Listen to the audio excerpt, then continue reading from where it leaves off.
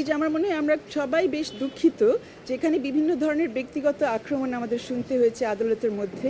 আমরা সবাই এখানে এসেছি প্রথমত নাগরিক হিসেবে, দ্বিতীয়ত এই আদালতের আইনজীবী হিসেবে। আমরা সবাই সংবিধানের প্রতি শ্রদ্ধাশীল, শুধু মৌলিক অধিকারের ক্ষেত্রে না, আপনাদের জন্যও এটা প্রযোজ্য।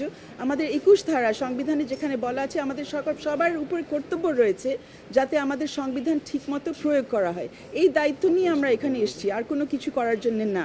তো আমার মনে হয় আমাদের উপরে যেসব অনেক নোংরা কথা কোর্টের ভিতরে বলা হয়েছে। আরও একটা জিনিস আপনাদেরকে একটু বলতে চাচ্ছি, আজকে শুধু একটি আদালত না, অনেকগুলো আদালত আজকে চলার কথা ছিল। অনেকগুলো আদালতে শুধু আমরা যারা প্রাইভেট লয়ার আমরা থাকি না, অ্যাটর্নি জেনারেল অফিসার বিভিন্নজন থাকে, assistant attorney general, deputy attorney general, ওনাদের দায়িত্ব হচ্ছে রাষ্ট্রের কাজ করা।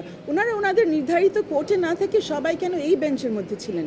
আমাদের কেন এমন অবস্থা শুনতে হয়েছে যে আমরা যখন মাইক নিয়ে কথা বলার চেষ্টা করছি, মাইক অন থাকার পরেও আমাদের কথা শোনা যায়নি, কারণ চারিদিক থেকে তখন বিভিন্ন ধরনের কথাগুলো বলা হচ্ছে, ব্যক্তিগত আক্রমণগুলো করা হচ্ছে।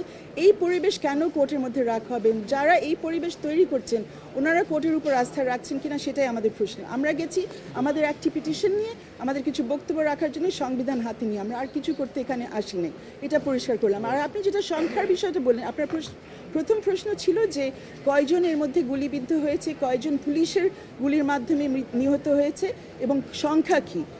এর মধ্যে আমরা কোনো সংখ্যার বিষয় এখানে নিয়ে আসিনি, একটাই আমরা তুলেছি যে পত্রপত্রিকা থেকে আমরা যে তথ্যটা পেয়েছি পিটিশনটা লেখার সময় সেটা আমাদের সামনে ছিল।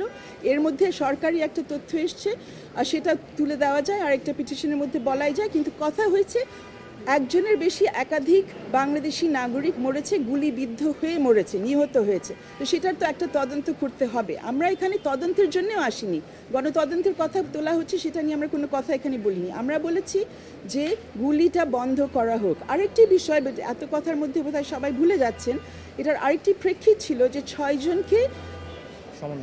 6জন সমন্বয়কারী আন্দোলন। এটা আবারও বলি, আমরা কিন্তু এই আন্দোলনেরও কেউ না, আমরা নাগরিক এবং আইনজীবী। আমরা এসছি সেই দায়িত্ব থেকে যে আমরা দেখছি অন্য 6জন নাগরিক যারা একটি আন্দোলনের সাথে সম্পৃক্ত, বলা হচ্ছে যে তাদেরকে ডিবির হেফাজতে রাখা হচ্ছে। আজকে আমরা শুনলাম যে এর মধ্যে তাদের বাবা মা তাদের সাথে দেখা করতে গেছেন।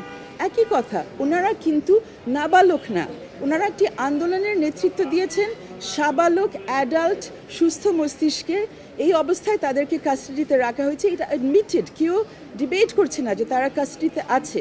সরকার পক্ষ বলছেন ওই কাস্টাডি লিগাল, আমরা বলছি সেই কাস্টাডি লিগাল না।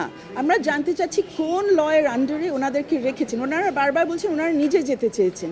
এখন নিজে যে যেতে চেয়েছেন এই প্রমাণাদিটা কোথায়? ওনাদের কি মুখের কথার উপর আমরা ধরে নিব না? ওনারা আমাদেরকে কোনো আদেশ দেখাবেন যে কিসের ভিত্তিতে ওদেরকে ওখানে নেওয়া হয়েছে।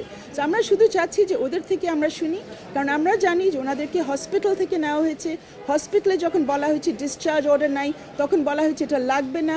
আর 6.5-8 ঘন্টা ধরে আমরা কেউ জানতাম না তারা কোথায় আছে। তারপর এডমিশন এসছে যে তারা ডিবির কাছে, হ্যাঁ, ভোরবেলার দিকে জানা গেছে 5টা 10-এ যে ওনারা কোথায় আছেন। পরের দিন আমরা মাননীয় স্বরাষ্ট্র মন্ত্রীর কাছে শুনেছি যে তারা ডিবির কাছে আছে। সেটা তো এডমিটেড, এটা নিয়ে তো কোনো তর্ক নেই। এবং আপনাদের কাছে অনুরোধ রাখবো, যে তথ্যগুলো এসছে সেগুলো মুছে ফেলেন না, সেগুলো বলেন যে কে বলেছে তারা ডিবির কাস্টাডিতে।